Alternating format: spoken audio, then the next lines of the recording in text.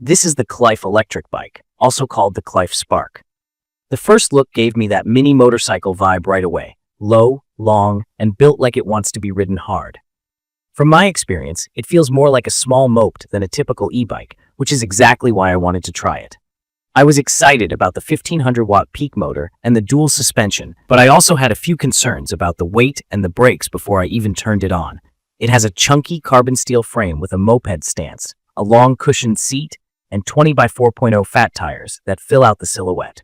The welds look clean, the finish is simple and solid, and the cockpit is straightforward.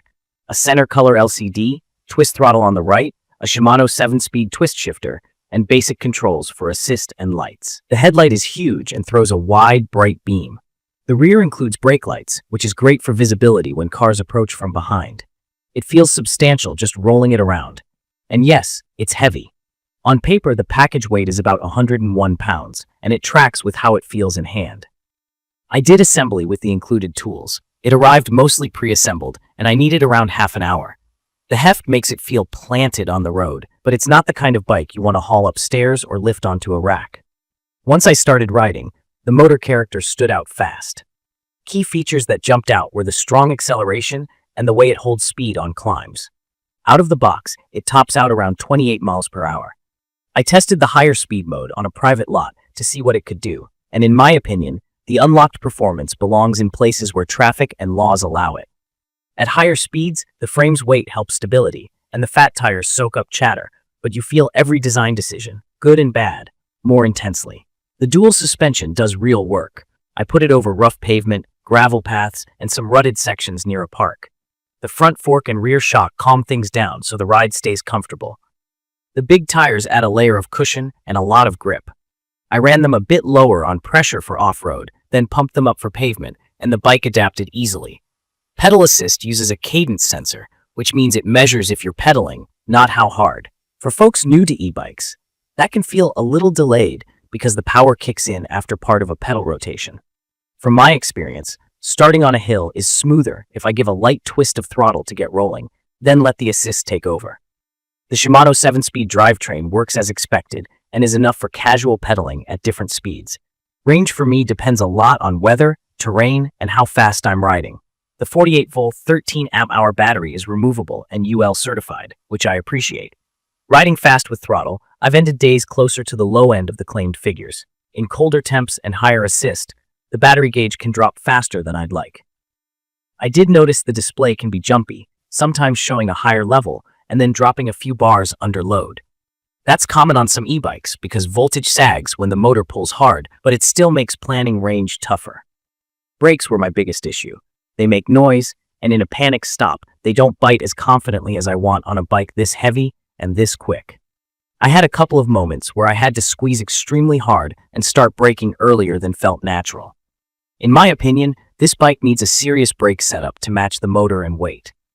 If you're considering this model, budget for better pads at a minimum, and think hard about upgrading to quality hydraulic brakes. Quality control-wise, I did a full bolt check and found a couple that needed extra snugging early on, including at the front wheel. That's not unusual for direct-shipped e-bikes, but it's important. I swapped the stock pedals because my knees felt a bit cramped in tighter turns, and the replacements gave me more confidence. The lights are strong, the LCD is bright and easy to read, and the seat is comfortable for medium rides, though I'd look into a suspension seat post if you plan very long days. From my experience, the motor power and the suspension are the stars. The Spark pulls hard off the line, climbs hills without drama, and settles down rough surfaces so I can ride longer without feeling beat up. The fat tires give grip whether I'm on pavement, gravel, or wet lanes after rain. The lighting package is genuinely useful. The headlight is bright and the brake light is reassuring in traffic. The removable battery is convenient for charging indoors, and the color LCD is clear at a glance. Key features that make it fun are the moped stance, the stable steel frame, and the way it invites customization. In my opinion, it's perfect for riders who want that motorcycle look and feel without going full motorcycle and who enjoy tweaking and upgrading. It feels like a platform. Strong bones, big power, comfy suspension. I do have to stress the braking again. I'd recommend this for riders who are comfortable doing a safety check on every ride, tightening hardware, and upgrading parts. If you're new to e-bikes, pedal assist means the motor helps you as you pedal. Throttle means the motor moves the bike without pedaling. This bike does both well, but the speed and mass demand respect. Start slow, learn the assist levels, and give yourself extra stopping distance until you improve the brakes. The Qlife Spark brings a bold look and real performance. It's heavy, it's fast, and it's a blast on rough streets and light trails. The dual suspension and fat tires deliver comfort and confidence, and the motor shines on hills and quick sprints. On the flip side, the brakes are the weak link, and the weight makes it a ride-from-home machine more than a toss-in-the-car bike. In my opinion, it's perfect for enthusiasts who want a moped-style e-bike with serious punch and are willing to do some setup, maintenance, and upgrades. I'd recommend this for anyone who values power and comfort and doesn't mind getting hands-on, especially with braking.